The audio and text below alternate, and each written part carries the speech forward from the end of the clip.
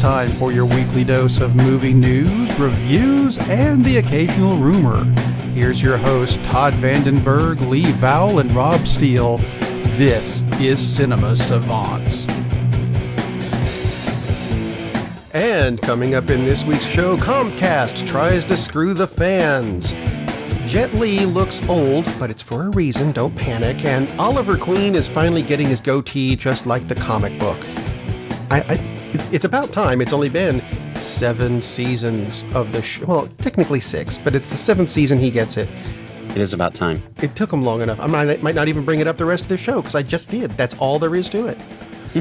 Stephen Amell says the reason we haven't had it is because I don't look good with facial hair.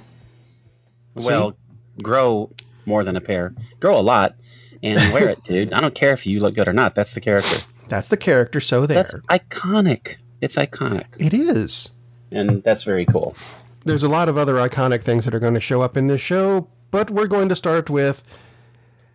It's not iconic as such, as it is... Ironic? No. No. Ionic? No. Could be. Atomic? No. Platonic. I think I'll shut up. Go ahead. It has to do with Comcast, so it's radioactive and poisonous. So it could be plutonic, just in a different kind of way. Yes. Comcast is offering to screw the deal that Disney and Fox are making to finally put Marvel back together, among a lot of other things. It's not just Marvel. But that's really what annoys a lot of fans, is that they want Fox to finally sell the X-Men and the Fantastic Four back to Marvel, who is owned by Disney, so we can get the Marvel Universe back in one piece. But no, Comcast has showed up and said, we're going to offer you $52.4 billion in cash. Not stock options, not, I don't know how, here's a check. You know, however they do that. I've never done a deal that big before. Go figure. But yeah, it doesn't saying that we're going to do the whole thing in cash. Doesn't that sound shady? No, cause, I mean, have you looked at your cable bill? I'm sure they have the cash. Oh, in their back pocket, yes. Yeah, it's very annoying, and for exactly the reason you said. I mean, come on, let us have this. Can't we have one? We have a lot of things, but I want one more thing. I want the Marvel Universe to be all together, so we can actually have maybe a good Fantastic Four movie, which we'll get to another movie that Fox has done, which somehow they managed to do a great job with this, yet they've had 3 shots at the Fantastic Four, and they don't even get all 3 of them. They got 1.5 of the 4 characters right. So, and they totally destroyed the villain. They can't do the villain worth anything, no. Which is weird that they can do it on one particular character that they can do, and the others they can't. I will say that they got this. They did better than the Harvey Korman Fantastic Four film, and I know someone's going to go, you mean Roger Corman? No, I've seen the movie. It's Harvey Korman. It's closer to Harvey Korman. Wow. If Harvey Korman had played Mr. Fantastic, I would watch that. I would go see that at a theater. With Tim Conway as Mole Man. No, Tim Conway is the Thing. Come on now. Oh. Because he looks just like him, doesn't he? Anyway. Well, then yes. Who is Lyle Wagner? Oh, Lyle Wagner is Sue Storm. Come on. Come on now. We all know. Okay. Lyle Wagner. It must have been really weird. This is obviously way off topic, but what else is new with this show? What? Us? No, can't be. Wouldn't it be kind of strange to be Lyle Wagner with that group of talent? I mean, Carol Burnett, Harvey Korman, Tim Conway, the lovely Vicky. I mean, seriously, it's like you had to just feel like, why am I here? Because, dude. Anyway, Lyle Wagner, a wonderful talent in his own right. I mean, seriously, he was good at what he did. But we're just not sure what that was. Yeah, there's no Lyle Wagner retrospectives going on. So, just saying. Just that rerun of that Golden Girls episode where he hooks up with B. Arthur. Ouch. That hurts just to And he lost out to Sonny Bono in that. I don't know why I brought that up. Okay, moving on. Yeah. Moving on to a movie that, frankly, I think it's going to flop anyway. It's called Show Dogs, which just looks like a bad idea. The premise is sending a police dog undercover at a dog show. But this is one of those movies where we understand dogs and they can talk to us and so on and so forth and whatever. Yeah. And it looked kind of cute and was sent to several festivals and stuff. Did it? No, not really. It didn't look cute. It looked like stupid. Bad TV commercial is what it looked like. For Alpo. Like, oh my God, it looks awful. Anyway. It does, but apparently it's aimed at children and kids will think it's cute, allegedly. No, they won't. Anyway, so there's apparently a section of this movie, which is the big section of the movie, where people, where they're going to do the dog show thing, and they really focus on how dogs, and we get this from the dog perspective, have to get comfortable with having their genitals inspected for the dog show. And that needs to having strangers come up and inspect their genitals. And it's okay for that to happen. You don't put stories like that in a kid's movie. That's great for a kid's movie, isn't it? Mixed messages? A bit, I think. And I mean, that's the main thing I took away from this. The secondary thing, and I am not a dog person. I'm not a cat person. I'm allergic to anything with fur, which is why my daughter's getting a snake. You know, one of those things. Anyway. Handle its genitals. Go ahead. Let's see you do it. I don't understand the need to inspect the genitals of anything other than a potential lover, you know, or something. And not a dog. Thank you. Why do you do that at a dog show? I mean, things like, oh, you have a lovely Pekingese, but I must inspect its testicles to make sure that it's a properly good Pekingese. It doesn't have testicles. What's wrong with it? It's a girl, you twit. Oh, well, can't win the dog show then. What the hell goes on at these dog shows? Well, here's the good news. It debuted to a rip-roaring just under $8 million in its initial week, and it's tracking for about another 4, almost 5. Well, the good news that actually came out of this, though, that was the way it was originally released. But once it got out that look at the genitals on this dog, et cetera, was a big thing, and letting strangers look at genitals, that was apparently edited out because someone went, that's a really bad idea, because it is. So I guess good for them, but bad for them for doing it in the first place. Thank you for correcting the problem, I guess. Yeah, this is what annoys me so much about the entertainment industry in general is like they think of something, oh, kids will like it, so it doesn't matter if it's utter crap or not, because they think, oh, you know, the parents will take their kids. And, you know, obviously some did. But maybe you should actually aim for something of, I don't know, just a remote amount of quality, something interesting, not utterly stupid and ridiculous and vile and disgusting. Yeah. And take your kids to go see that. Just the hell with these people. I hope they lose their ass on this because it just looks terrible. Aside from the whole, oh, it's okay to have strangers fondle your genitals subplot, which lovely. Just, God, like I said, it looks like a bad, like you mentioned, Alpo commercial from about 10 years ago. That's how lovely this thing looks. What was Alpo the one with the gravy train?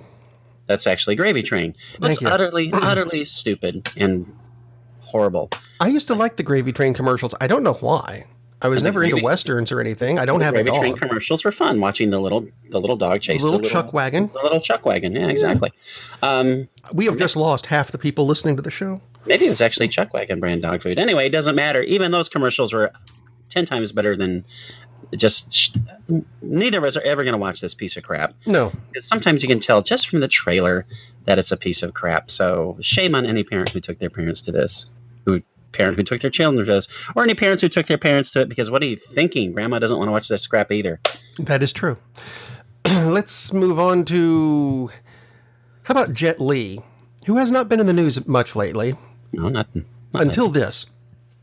There was a photo taken of Jet Li, actually apparently a series of photos taken of Jet Li talking about health concerns. And yes, he does have some. He's got lots of leg and spinal injuries because have you seen his movies? He does his own stunts. I'm amazed he can still walk at all. But in these pictures, I was trying to explain who he looked like to some people, and they said, "I don't understand what you're saying." I said, "Okay, take James Spader from The Blacklist and make him ever so slightly Asian. That's what Jet Li looks like now." In these pictures. And am I wrong? See, you looked him up before the show. Am I wrong on this? No, you're not wrong on that. That's funny. Because I looked at that and went, what the hell happened to James Spader? That's Jet Li. What? Really? No. Now, it has nothing to do with his any injuries or any illnesses or anything. That's his makeup for his role in Mulan. He's apparently playing Mulan's dad or something. I get it now. It makes sense. We can stop panicking. Jet Li is fine. He should be playing the ancestral grandfather on the other side. He could be. That's what it looks like to me. I would hope so. He doesn't.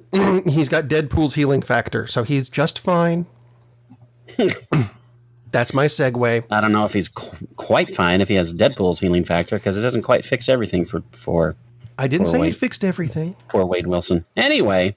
So that's my segue to a movie that you went to see this week. I did go see this movie last week, which is why I asked if we were doing the show today or tomorrow, because that way I would have watched the movie today, but I watched it last night because deadlines for Deadpool. Deadpool is really, really fun. It's also really, really R-rated. That being said, I think it's a better choice for parents to take their small children to see Deadpool 2 than to see Show Dogs. But don't do that because it's really, really R-rated. Yeah, don't do that. Super violent because it's Deadpool.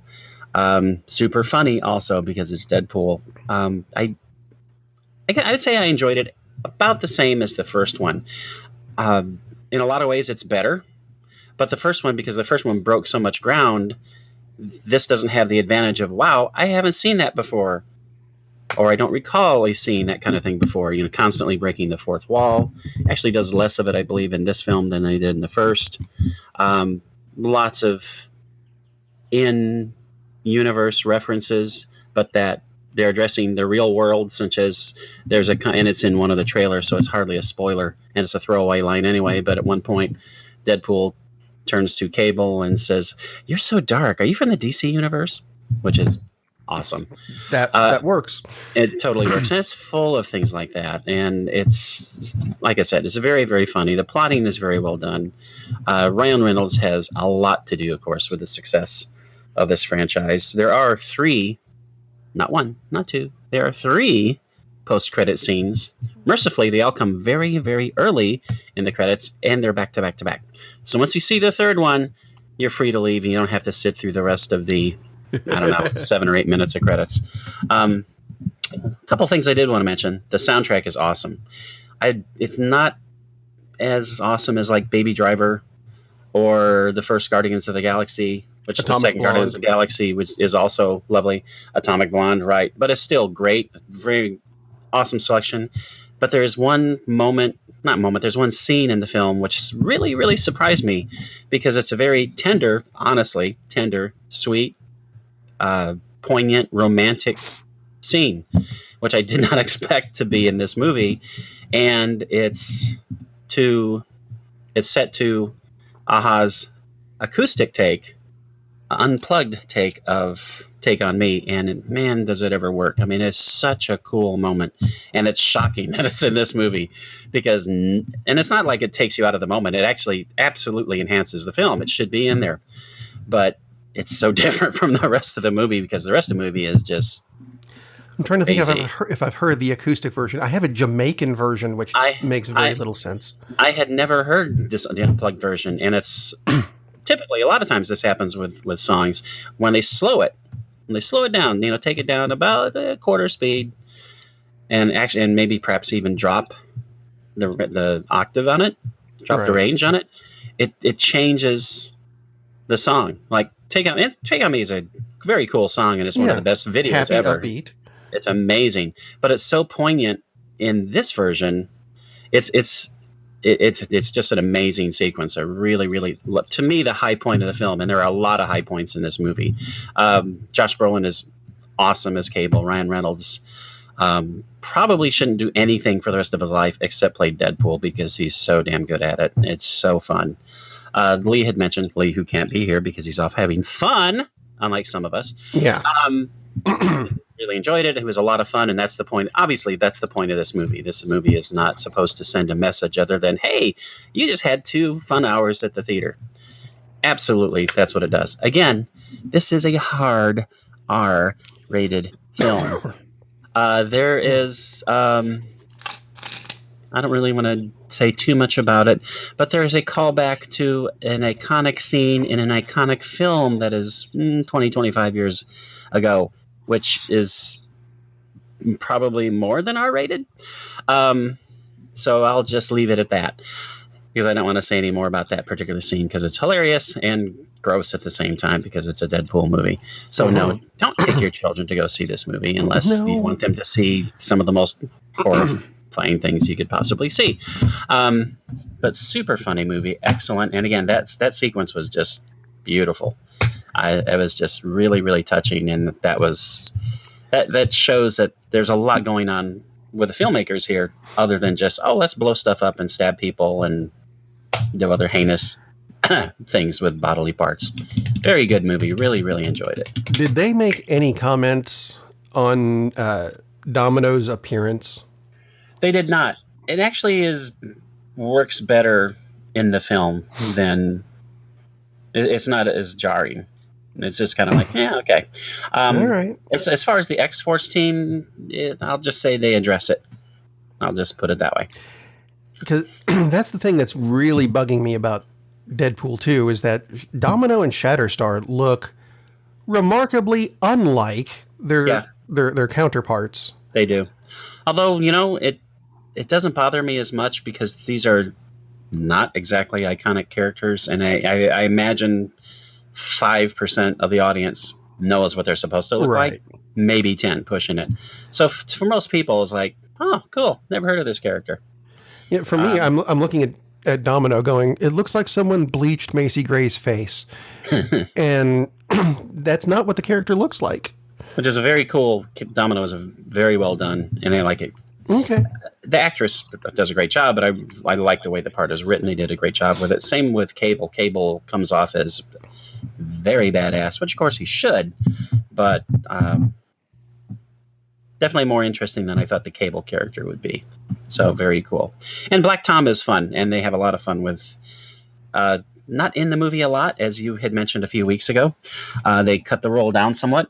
But Black Tom's in there, and there is considerable fun to be had with Black Tom. And there is another character that shows up, which I don't believe is even alluded to in any of the previews, but it's a very cool character, very, very fun, and adds a lot to the film. So I'll just say that. So there will be a surprise in the film. That surprises are good. Cannot imagine anyone not enjoying this because the character is extremely well done. Really enjoyed how they did that. Well, let's see. Other Marvel news. Because I have other Marvel news. We love Marvel news. Because things like that happen. 2 of the screenwriters from the Infinity War, Christopher Marcus and Stephen McFeely, announced this. Well, it wasn't really an announcement. They were just interviewed this week, and they were talking about where are those Marvel characters that are on Netflix? Why are they not in the Infinity War? Which I think that's a good question. Yeah, it is. And they said that if they put them in, it would just be a glorified cameo, and no one would be satisfied with that. I'm thinking that's wrong. Yeah, why is it wrong? I would have just having them. Oh, look, there they are in the background. Fine, at least we know they're there. But continue to tie the universes back together because they kind of the TV universe and the cinematic universe seem to have drifted a bit. Oh yeah, quite a bit. Here's an opportunity to tie it back together. Yeah, I can see their point because it would just be a cameo because that movie is chock full of characters as it is. Absolutely. As for whether people wouldn't be satisfied, no, I think it would be cool to have seen them. But since I don't know, since Captain maybe Marvel, satisfied is not the right word, but still. it would have been cool. Would have been cool to have seen them. And we know they weren't going to have a major, or not likely to have any major influence on the plot because there's too much going on. There isn't too much going on already, but that would have been really pushing it, I think. Right. I'm happy that the fact that we are getting some tie-in with the Captain Marvel film. So we just have a year to wait. So Yeah. So that's cool. And what sounds like is going to be a pretty important tie-in. So we'll see how that goes. But yeah, I mean, I can see their point. It still would have been cool. But then you'd have the question, well, did they make it? And it would be more upfront. It's like, which of them drifted away? And, hopefully none of them, because then you got to explain that in the TV show. And Daredevil 3 is coming soon, so season 3. Yeah. So it's probably just as well. Let's see, Daredevil 3, Spiderman 2, or whatever, Homecoming 2, Prom. Homecoming again. Yeah, they really need to call it Spider-Man Prom or They should. Spider-Man Field Trip or something. Don't just call it Spider-Man Homecoming 2. That's lazy. That's weak. Spider-Man Homecoming was cool, so stay with the school theme. There's a bit of casting news with that this week. There is, which is pretty cool. I like it. Yeah. There's the official announcement that Michael Keaton will be returning as Vulture. Which is very, very cool. I don't care if it's only 5 minutes. That's very cool. Absolutely. And Jake Gyllenhaal is in talks to play Mysterio. Gyllenhaal, I believe is how I pronounced it. Oh, sorry. Conan O'Brien once. Yeah, I think that's awesome on two fronts. For one thing, Jake is pretty fun. That's very cool to have him in there. Yes. He can certainly play roles in this kind of film. Noted the really bad Prince of Persia movie that he made, which is better forgotten. Oh, that was him, wasn't it? Yeah. I had forgotten about that movie altogether. Wisely so. Not that it's terrible. It's just kind of there. It's like, I'd much rather have played the game for 2 hours than watch that movie. But he's an excellent actor, so that's very cool. But Mysterio is one of the coolest Spider-Man villains, and we haven't had him yet. And the job that Sony has done with Marvel's input, thank you, Marvel. Spider-Man Homecoming was awesome. So I have no reason to think they won't do a great job with Mysterio. I hope they don't screw up the look. There's some fan versions of how they think he should look. Posted on Reddit. Yes, exactly. It's like just do the damn costume. Do it exactly. Because if you don't have the fishbowl, and if you don't know what we're talking about, just like Google Mysterio. If you don't have the fishbowl, if you get the professional wrestler, that's the wrong guy. Yeah, it's just a guy in a weird suit with a big flowy cape. You have to have the big flowy cape. Sorry. Oh, absolutely. And it's got to have the fishbowl. Don't make it a faceplate. Not a transparent fishbowl. It's got to be the cloudy fishbowl. It's got to be the cloudy fishbowl. This thing is so many of the comments is like, oh, but you can't have him in a fishbowl because then you can't see his face. It's like, have you not seen Iron Man? Dude, you Deadpool. See the actor a lot. Have you not seen, I don't know, Spider-Man? That's a character who wears a mask all the time. It's like you get to see the person underneath a lot in these movies. It's like, where the hell have you been? Why are you even commenting on a comic book movie if you don't understand that, yes, you can have a mask that totally obscures the actor's face and still see a lot of the actor, dumbass. That actually, God. It's comments like that. Yeah. That move us on to our next story, which actually I've already done, but I'm going to add this extra bit to it. Please do. Next on the schedule is moving over to DC and talking about how Arrow is getting his goatee. But the headline that came with it was the goatee is coming to Arrow. And I knew what that meant because I am familiar with the character from the books where he has a goatee. Ta-da! One of the first comments under this, though, was, I've been looking up through the DC Universe encyclopedia for a while now. Who is the goatee? Who is the goatee? No. Dude. No, there is not a character called the goatee. It's no. It really is facial hair. I'm kind of thinking, I understand a lot of people watching Arrow have not read any of the comic books. No. I get it. I understand that probably some of them have never seen any of the cartoons, which is kind of odd. Well, actually, that would be odd to me that if you've never read any of the comics, you've never seen any of the cartoons, but yet you're watching the show. That's kind of weird, but still. did you know that Green Arrow was the second of the... let's go back, do this a different way. Super Friends, right? Super Friends.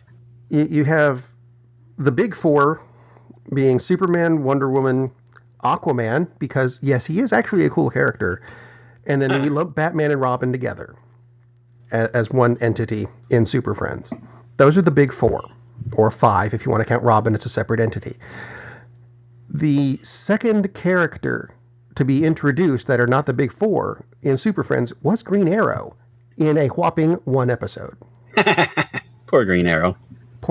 Well, actually, the first one was Plastic Man, who popped up in a whopping one episode. Just throwing trivia about because I can. Plastic Man is a fun character. Very weird. He had to catch a mouse inside a computer in this episode. I know that because my daughter watched that episode again last night. That sounds like a job for the Atom, actually. But anyway. They had not introduced him yet. He came much later. Much like the DC Universe Superman 80th Anniversary Movie Collection, which I saw an ad for this week. It's coming out not this Tuesday, but next Tuesday. And I'll save everybody a lot of trouble. This is coming out on DVD and Blu-ray and download, etc., etc. But it is not the Christopher Reeve movies. It is not Man of Steel and Batman versus Superman. It's all the animated movies. Because I was looking at this going, maybe I should get this. What movies are listed? And it was Superman Doomsday, All-Star Superman, Superman Batman Public Enemies. I'm like, I've got these. These came out years ago. Mm-hmm. So if you don't have them, then get this collection because it'll be cheaper that way. Otherwise, I can save you some money. Just consumer advice, I suppose. You probably already have them. Exactly. You should, because these are they're really good. At this point, yeah, if you like Superman, especially the animated take, you probably already would have them. But if you don't, or if you're missing a significant portion, there you go. Worth getting. Other DC news, and this one hit yesterday, and I'll be honest, it kind of pissed me off. Because it's people who don't know what they're doing. I guess this is back to who is the goatee. There was a headline about DC making a Lobo movie, which is apparently on its way. Now, the headline that annoyed me infinitely. DC is trying to copy Deadpool by making a Lobo movie. He's dark and gritty like Cable. Okay, let's back up. Yeah. Deadpool first appeared in 1991. Cable in 1990. Lobo in 83. How exactly did DC copy characters that wouldn't exist for another 7 years? Well, I know they have psychic characters, but they're not psychic themselves. I can see where they're thinking maybe the film division is trying to copy the success of the Deadpool franchise, but still, there would be a different way to phrase that. Like, very much so. Specifically mention that as opposed to, they're trying to copy Deadpool. It's like, look at this character. They're copying. No, they're not. And no, they're not. No, doesn't count. But let's see. This isn't actually a copy story. It's a different thing. It's a TV series produced by Damon Lindelof, who is related to David Hasselhoff, I'm sure, somehow. Alan Moore's... it keeps getting called an iconic comic series, The Watchmen. And I suppose it is. I've seen the movie a number of times. I've read the books. I'm going to go with painfully dark, really. It's darker than I like things to be. But that being said, being turned into a series for HBO, and they announced the plans for it, and I almost kind of sort of maybe get it. What he has said is that he doesn't want to remake the movie. He's not trying to remake the books.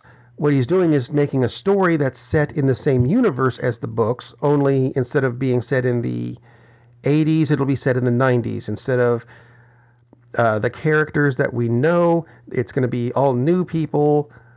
So I guess Watchmen, the next generation. Kind of. That's what I got. Is that what you got out of it? That's what I got out of it. What I got out of it is that it makes me want to vomit. Well, yeah, there is that. He's one of the showrunners for Lost. Co-wrote And he Prometheus, seems to be still. which Prometheus was just kind of like, kind of there. Co-writer of Tomorrowland, which I enjoyed Tomorrowland a lot, but it could have been better. I do not, and as I mentioned, it's like, oh, let's make a Justice League movie, but I'll tell you what, we'll have all new characters and we'll call it a Justice League movie. What would be the point other than the tie-in of, oh, well, you know this title, so we'll trick you into watching it and it will be a completely different story. Like the Fantastic Four movies. You know, well, not really, because at least those were the same characters. They were done differently. That's true. But they were at least, they were the same characters. They were really poorly done for half of them. But this is absolutely stupid.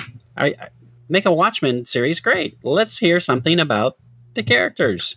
Do prequels. It's like, yeah, okay, if you know the Watchmen story, it would be kind of hard to do a Watchmen series based on the events of that show. But you're stealing the opportunity to watch Rorschach every week for a while. That's a freaking crime. If you're going to do a Watchmen series, yeah, why are you doing this? The hell with this. This is absolutely ridiculous. Well, it's set in the same universe, except, well, let's see, it's 10 years later, and it's none of the same characters. That's kind of pointless, isn't it? Well, I mean, that's why I'm going with like the Star Trek Next Generation concept, maybe. But you can't just call it Watchmen and expect people to show up, and because they're going to think, well, that's why they changed it from Star Trek to Star Trek The Next Generation. Oh, Next Generation. I guess Kirk isn't in it. I think it's a farce. And I was confused by the cast list. I was too. Because a lot of the actors that are in this are not young. Louis Gossett Jr. I'm glad to know he's not dead. Yeah. That's all I can say really about that. Don Johnson? Yeah. Although, I have to, after I thought about it, it's like, I guess I'm not really confused about the cast list because I have no idea who they're playing because they're all new characters. Well, that's true. So, it's kind of a cool cast list, but it's like, I don't care. I don't care about new characters in the Watchmen universe. Zero interest. I was like, okay, is Nixon still going to be the president? Because that was one of the cool factors of that. That would be kind of cool if he's still the president, even another decade later than when he should have been gone. Yeah, that's true. But it's just, to me, it's absolutely pointless. Would you like some good news instead? Yes, that would be a lovely tonic. Well, without the gin. I have some good news then. Because it was originally on the schedule for 2019. But now, there is no Transformer movie scheduled to come out next year. It's allegedly been canceled. Thank God for that. That is good news. Good news. It's not. To me, I guess it's not that they're bad per se. Yeah, they are. I'm not sure if I missed the last two or just the last one, and that's the problem. As I honestly don't remember which one I had last seen, because it doesn't matter because they're all the same damn movie. I watched the second one and then went, no, I'm done, thank you. It's the same damn thing, and if it's entertaining to you, then fine, go watch it. Unlike Show Dogs, which should entertain nobody and don't everyone go see it, because Transformers isn't like stupid and offensive. It's just kind of lame and done that and done that and done that, and it's done over and over, and it's the same damn story basically over and over. Yeah, and much. It's just such a formulaic thing. It's like, and again, if you like him, fine, but geez, I don't. No, I don't care for it at all. It's not that I dislike them when I watch them, but I don't feel that I've seen anything new from the very first one they did, which was okay. I think the first one had its moments, but then they did fart jokes, and I'm like, they're robots. Why? No, that doesn't even begin to make sense. Well, the fart jokes are in there for the 8-year-olds. Because 8-year-olds like fart jokes. Let me examine your camshaft. I'm a stranger. No. All right. Men in Black 4. Yes. Men in Black 4 is coming.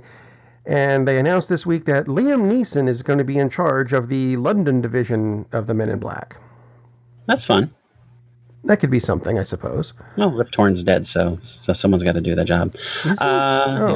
Yeah. Based on the third one, I like that. Although, to me, Josh Brolin was far and away the high point of Men in Black 3. Doing a dead-on Tommy Lee Jones. That was by far the most enjoyable part to me. Although the Men in Black thing is a lot like the Transformers. It's like, yeah, okay, that's cool. You've seen it. So they've got to kind of break new ground, which would not mean all new characters. Yeah. Not that Men in Black is as iconic as the Watchmen thing, although it is based, of course, on a graphic novel. A series of comics by, and I can't recall his name, but he lives in Knoxville. Very cool guy. Really? Yeah, exactly. Totally got hosed on the deal, too, which was sad. That is true. But common. Let's see. TV news, because we have some.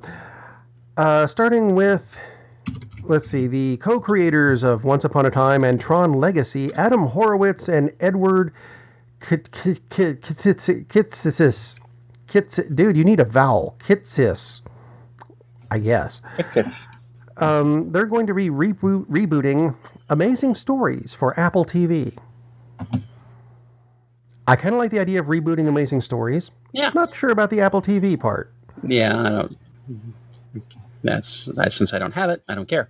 Yeah, not either. And I'm not about to get it because I already have too many subscription things. But yeah, that's cool. I think that has potential. You know why it's cool, Lindelhoff? Because it wasn't a set roster of characters. That's why you can reboot this, because it's an anthology. It's not like a series of characters that were all critically important to the show. So don't do what you're going to do with Watchmen. Cheesehead. Oh, Lowell Cunningham, the name of the creator, basically, of Men in Black. Like I said, very cool. Very cool series. Let's see, other TV. We've got a lot of TV news for the rest of the show, really. Nope, there's trailers. Announced a little while ago, the sci-fi show The Expanse was canceled by Sci-Fi, but just picked up by Amazon for season 4. So if you're a fan of that, it's not dead. Just subscribe to Amazon. Mentioned this one off the air last week, but I'll mention it here anyway because we're talking about things like this. The USA Network mysteriously canceled WWE SmackDown. And it's going to move somewhere else. I don't know where. It's just an odd thing that, TV shows moving around this year with The Expanse and Brooklyn Nine-Nine moving from Fox to NBC. And I'm sure there will be others. Which, by the way, Fox will be carrying SmackDown. Oh, that's official now? Mm-hmm. October of 2019. Wow. Pushing that out a bit. Yeah, I'm not quite sure what the heck is going on there. Anyway, okay. Could be a typo. Who knows? This week, a bunch of trailers came out for upcoming TV shows. And some of them I was interested in, some of them I wasn't. Mm-hmm. Magnum P.I., though. I want to start with that one, which actually it looks an awful lot like the original series to me.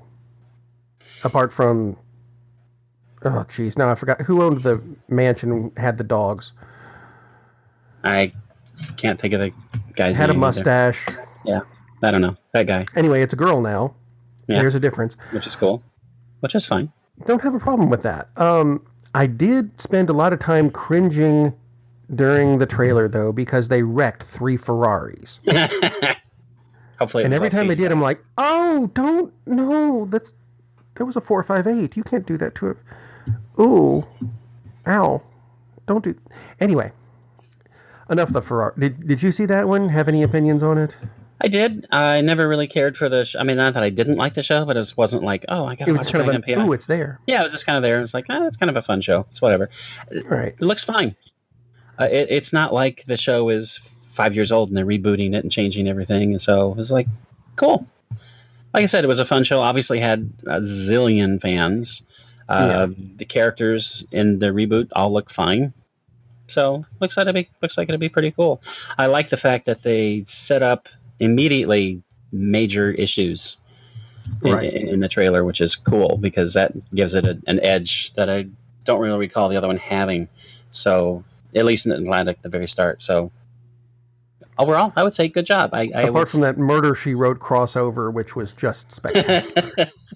I think fans of the original show, yes, they'll miss Tom Selleck, but just go watch Blue Bloods if you still pine for the mustache. But overall, I like it. Looks promising. Saw the trailer for the new Charmed series too, which I kind of had to watch because everyone in my family, except me, really loved Charmed. Girl power. And that's fine. I don't dislike the show, although what was her name from 90210 who started out on Charmed? Shannon Doherty. Yeah, didn't care for her. Still don't actually. But that's just me. No, that's because she's a heinous human being, apparently. Oh, that's what it was. Anyway, she's not in this version. Yay!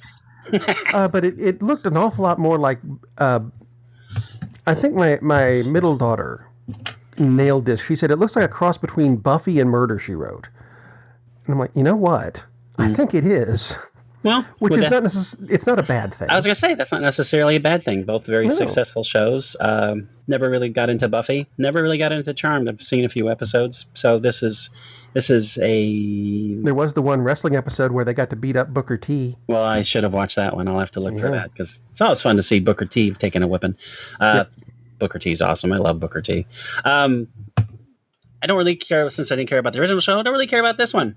But if it looks like a crossover between Buffy and Murder, She Wrote, that sounds like a pretty cool. To me, that sounds like that's a pretty cool series. That's a formula. Yeah, there you go. Nothing wrong with that. A lot of TV is based on formulas sometimes, and sometimes they're good formulas, and that sounds good. Did any of the? Cause I sent you a link with a bajillion series on it. Were there any that stood out to you that you liked? What was the one that stood out to me? I'm going back in my teeny tiny little brain and trying to remember which one that was. And I don't remember offhand. It was... Nope, that's not the TV show. While we're thinking I'm trying to figure out where I put the link.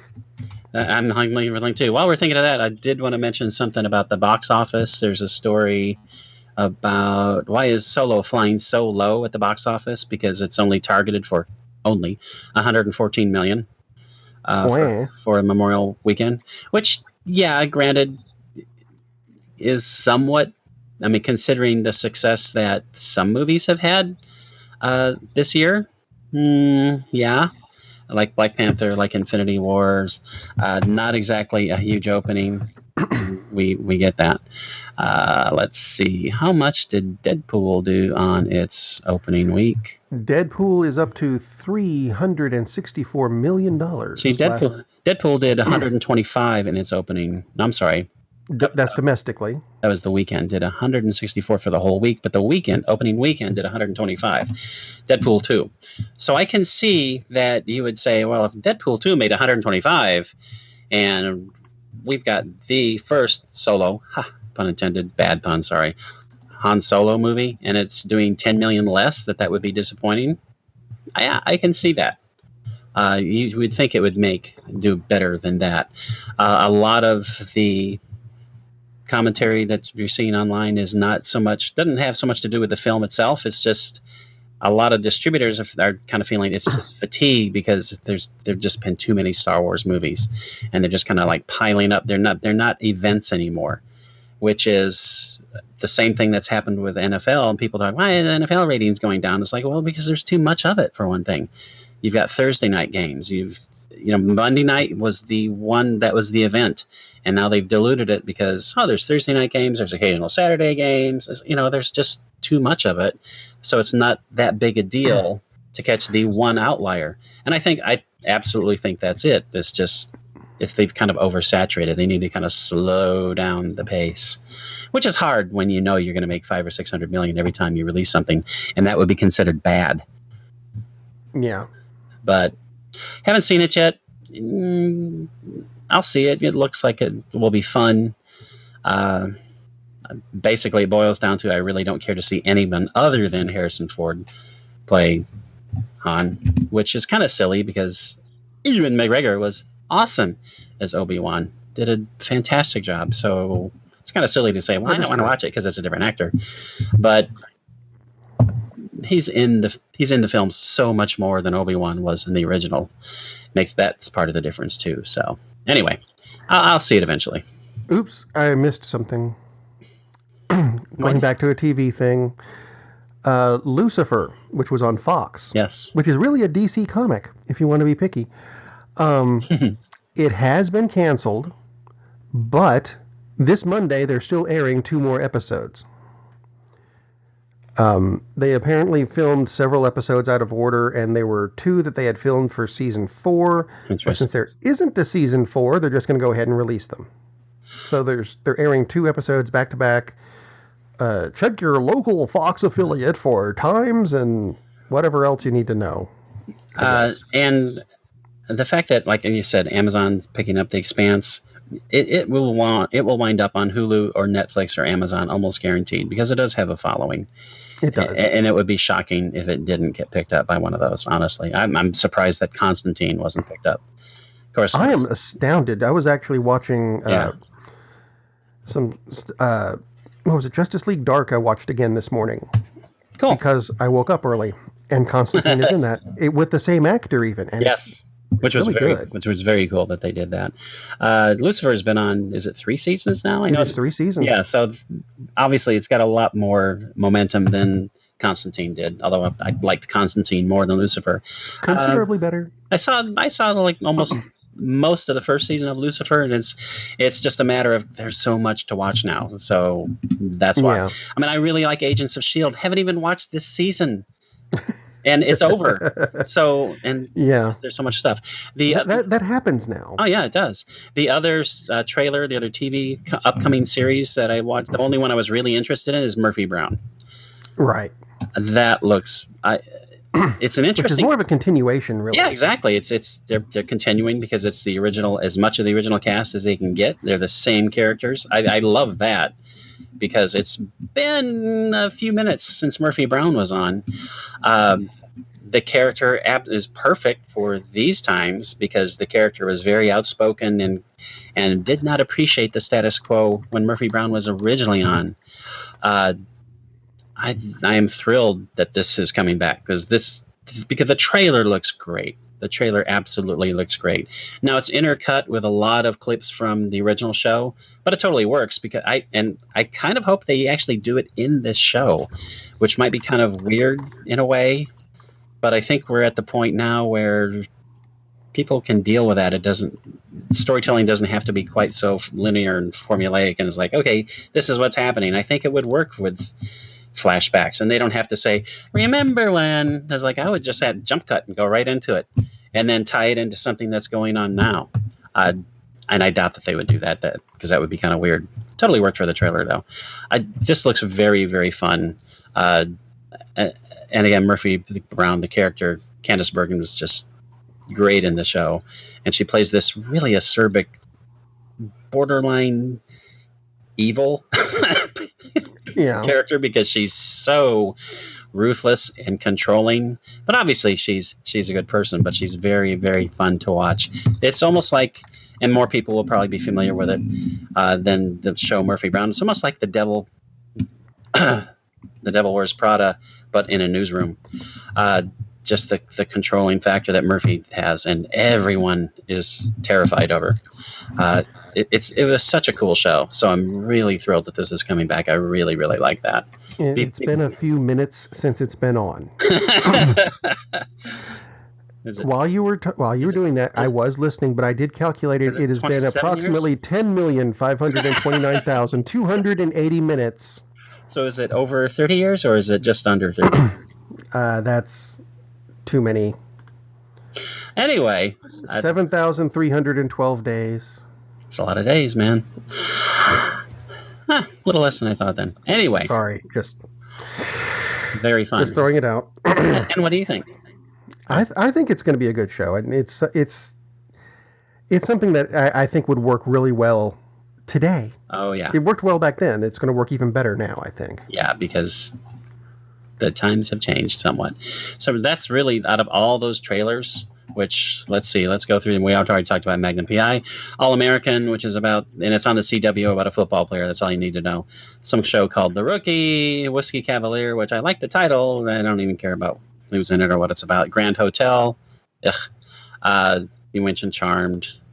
The Passage. Charmed. Don't care. The Fix. Don't care. FBI. Oh, we haven't have enough of those procedural type things. Proven Innocent. God Friended Me will be one that I will totally not be watching. Yeah, most of these are just kind of not interested enough to even look at the trailer. But Murphy Brown, by far the most interesting one to me, followed by Magnum PI, because actually it looks like it'll be pretty cool. Do you think any of them, and this is a segue to, because I've run out of stuff, our closing segue, do you think any of them will end up being the greatest TV program of all time of the week? No, I don't. Although Martin Mull is in one called The Cool Kids, so there you are. Hey, not but bad. Speaking of the greatest TV program of all time. Of the week. I believe you have something to say on this topic, sir. I do, and there's even news about it. Woo! What a concept. 'Cause I was debating between two, and then I saw a news article come across about, I think it's a very underrated show, even though a lot of people rate it quite highly. I think it's even more underrated than that. Babylon 5, which a lot of people looked at and went, oh, it's a cheap ripoff of Star Trek Deep Space Nine. No, it is actually the original premise of Deep Space Nine, Let me explain. When they went from Next Generation and said they wanted to do a spin-off, but have it take place on a space station, there were two ideas put forth. One by Rick Berman, which was Deep Space Nine. He put it out after a guy named Joe Michael Straczynski, who oddly enough has written Murder, She Wrote episodes, just because that show keeps getting brought up during this episode. Anyway, weird. J. Michael Straczynski put forth the idea of Babylon 5. And they went with Rick Berman instead because he already worked with Star Trek. Fine, I get that. Warner Brothers came along and said, we'll turn it into a syndicated program. Now, one of the reasons I think this is such an awesome show is it's not the acting. The acting in places is questionable. In some places, it's awesome. But it's one of those things. It's the storyline. And the remarkably scientifically accurate special effects. A lot of people see, like in Star Trek, we saw the Enterprise. We need to turn around and go the other direction. So it does this big arcing turn with the Enterprise. That's not how space works. If you need to make a U-turn in space, you fire rockets on both sides of your ship. Some of them going forward, some of them going backwards, and you just flip the ship around. There's no gravity. And you could flip it upside down because there's no gravity. They do that in this show. In dogfights, which is awesome. I'm being chased by someone, flip the ship around, bang, got you, haha. And people would complain, oh, you can't do that. Yeah, you can. NASA watched this show and said, if we were going to make spaceships that did what they need to do in this show, that's what they would look like. That's how we would do them. Which immediately, credibility, ooh, look at that go up. The storyline for this, which was incredible. And I think for me, it added a little bit because I met J. Michael Straczynski just before the show started. Really? Met him at the Consumer Electronics Show in Chicago in '93. Very cool guy. And I asked him about this because I knew the show was coming up, and he told me, that the first season of the show, there's going to be a lot of it that doesn't make sense. But if you stick around to even just the first episode of season 2, so many things are going to make sense, and you are going to want to watch the rest of the series. I said, how much have you gotten it? How much of the series have you written already? He said, all of it. I remember you mentioning this before, that the whole thing. Yeah. He wrote all 5 years before they started filming. Now, some changes did have to be made, but, I mean, the planning in this show is incredibly well done. Now, let me interrupt for just a brief moment here. You go right ahead. By 5, do you think he actually meant 5 years of scripts were done? Or Yes. more a loose... Oh, wow. So actually... 5 years of scripts, Wow. he kept them in a safe. That's crazy. And I think pretty damn impressive. Yeah, because frankly, you can tell by watching most TV shows, they haven't planned more than a year ahead. That's why the continuity in this show Yeah. is phenomenal. That's amazing. Here's a good example of this. There was the concept of Babylon 5. Babylon 5 is a space station. It is the 5th in the series of Babylon stations. What makes Thus sense. the name Babylon 5. 1, 2, and 3 blew up. Ouch. 4 disappeared. No one knows what happened to it, kind of, until halfway through season 1, it just reappears. Poof! Ooh, there it is. So they go and rescue everyone in Babylon 4. But they still don't really know what happened to it. There's this one fuzzy dude named Zathras, who is an awesome character in season 3, when we see him again. But when we see him in this episode, you're kind of going, who is this guy? This is just a really weird episode. And when they filmed it in season 1, they took some extra shots with some of the characters. And this made sense excellently, because the guy who played Michael Garibaldi, for example, in season 1, he was kind of trim and had kind of an odd haircut, really. By the time season 3 rolled around, he had gotten a bit chunkier and lost his hair. So the extra scenes they filmed in season 1 fit in perfectly when they figured out what happened to Babylon 4 halfway through season 3. When they interspliced by the way, here's what happened in season 1 when you weren't looking, that's when they put that scene in. I'm hoping this makes sense. It does make sense. It worked beautifully. And it was planning like that throughout the entire series. It is one massive, cohesive storyline. I think the one thing that I'm going to mention that people did not like about it originally, and you have to get used to this, is the hair of a character named Londo Mollari. He is a Centauri. That's where they are from. They're Centauri. He has a big peacock-looking hair thing going. And people looked at him and said, his hair looks really stupid. And you know what? When you first look at it, it does. His hair does look really stupid. But when you get used to the character and understand it, it really makes sense for his hair to be that way. In a sense. It was always supposed to be big and peacockish. But there's a story behind it, which I found on a DVD extra, which would be apparently somewhere during season 3. Season 3 is a big thing. I don't know. Anyway, the actor who played Londo Mollari, Peter Jurassic, who is really excellent in this series. You will go from thinking Londo Mollari is, he's a comic character. No, he's an evil bad guy. I want to kill him. No, he's sympathetic. I like him. You will have a wide range of emotions with this character because he's that well done. Apparently he came out of his dressing room, though, threw the hairpiece across the set and said, damn it, why does this hairpiece have to be the big peacock thing?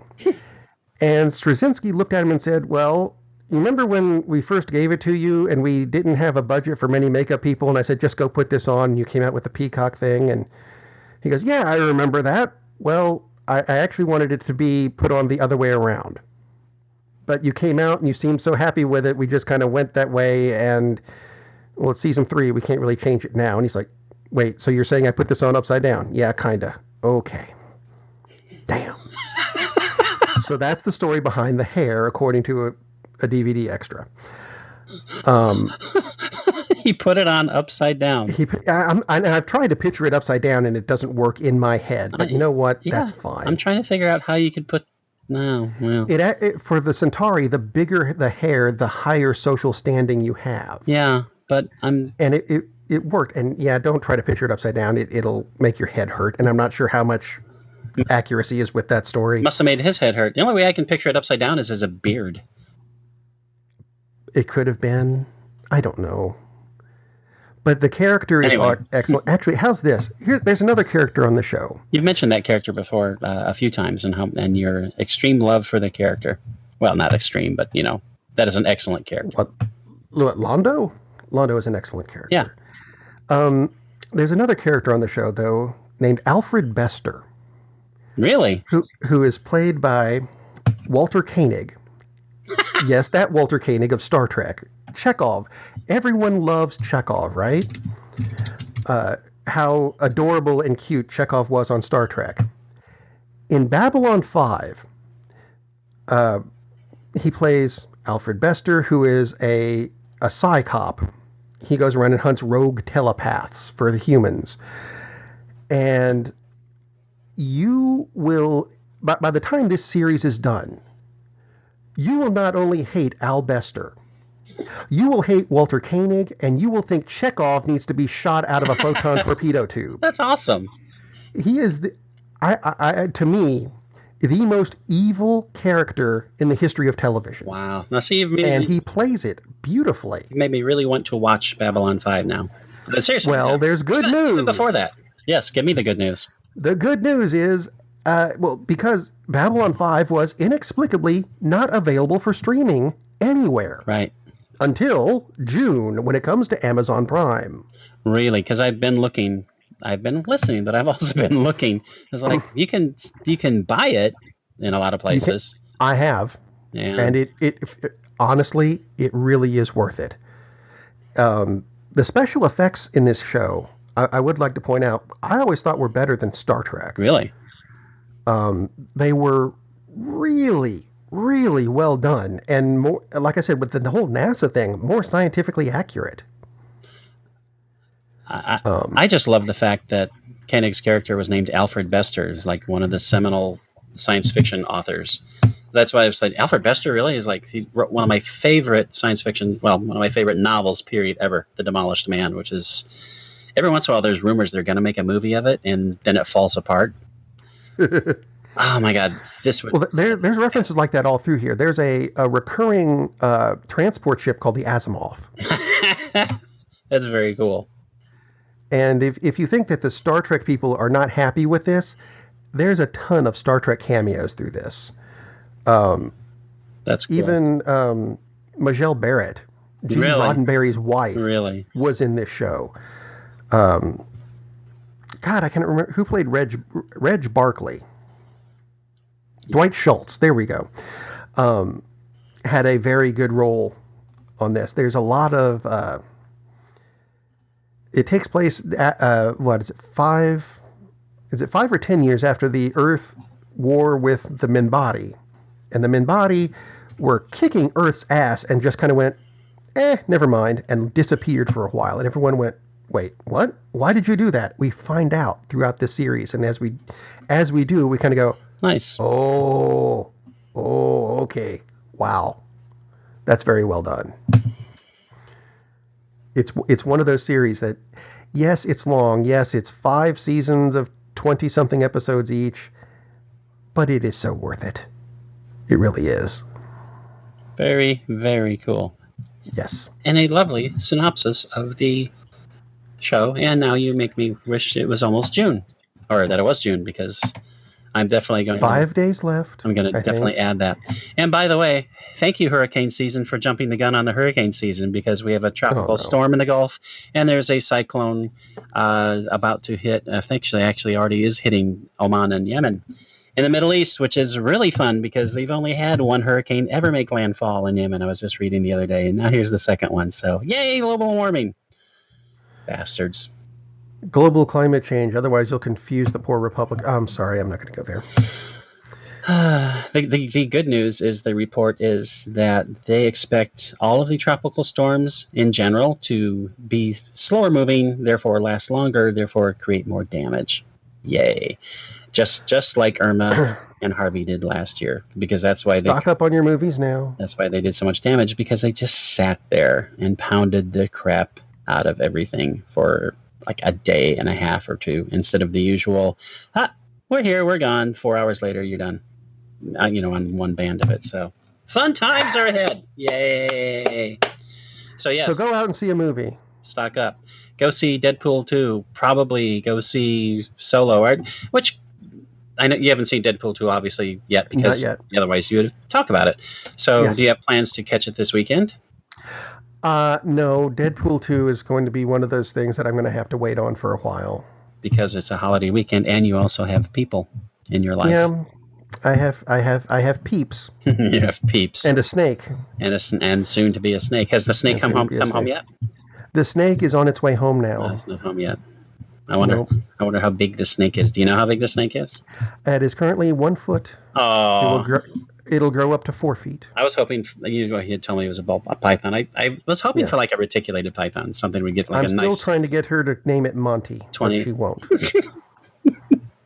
A nice 28-foot python. That would be fun. No. Anyway, Anyway, a shout out to Lee, who will hear this someday, but he's having fun because he's a fun-loving guy. So good for you, Lee. Enjoy your weekend, sir. And you know what? Everybody else enjoy the rest of your weekend too. Happy, I've forgotten which holiday this is. Memorial Day. Wait. One last question. Yes. Are you having a cookout / barbecue? And if you're having in this rain? No. It's not raining here at the moment. It's raining here. We have a window. It might not rain for an hour and a half. Which, by the way, this came up on the local sports radio thing, and they're absolutely right. Dun, dun, dun. If you're cooking hot dogs and hamburgers, that's not a barbecue. That's a cookout.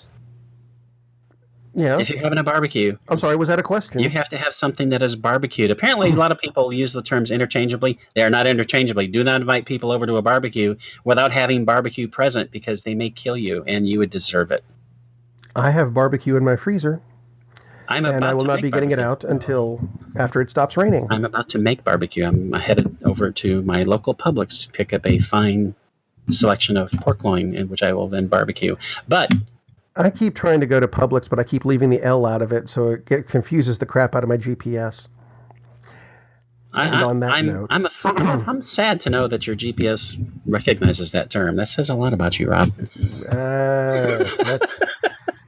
Let's not go there. Oh, and by the way, don't go see show dogs. Don't go see show dogs. Go see Deadpool. And in the meantime, have a good holiday weekend, everybody, and we'll see you next week. Captain, we're losing power in the warp engines. I think we should be leaving now. I'm going to go home and sleep with my wife. And on that unusually harmonious bombshell, it is time to end. I am very disappointed! Man, we have a weird job. It's shameful, but, it's a living. And like that, he's gone. Darn, that's the end.